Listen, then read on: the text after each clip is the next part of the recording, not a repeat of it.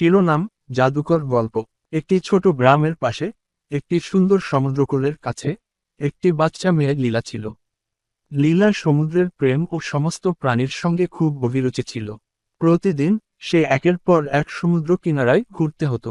সেখানে সে বিভিন্ন আকার এবং আকৃতির সমুদ্র কাকড়ি সংগ্রহ করত। একদিন সূর্যালোকে লীলা সমুদ্র কিনারায় ঘুরতে গিয়ে একটি অসাধারণ শঙ্খ দেখে পড়ে। এটি বড় এবং পাতলা, সমুদ্রের সঙ্গের ভিত্তিতে এবং উজ্জ্বল নীল ও গোলাপি রঙের হিউজ।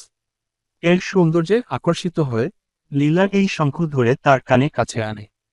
তার বিস্ময়ের জন্য সে শঙ্খের ভিতর থেকে একটি মিষ্টি, সুরময় কথা শুনে।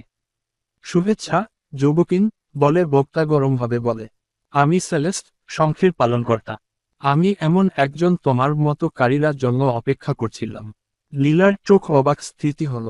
সে শুনেছিল যে প্রাকৃতিক সমুদ্র ভিতরে জীবন করে, কিন্তু সে কখনো এক হাতের মতো এক তার জন্য অপেক্ষা করেনি যে তারা মুখ বুকিতে। সেলেস্ট, তুমি কি বোঝা বোধ করতে? লীলা প্রশ্ন জানালে। তার ভয় দিয়ে গেল।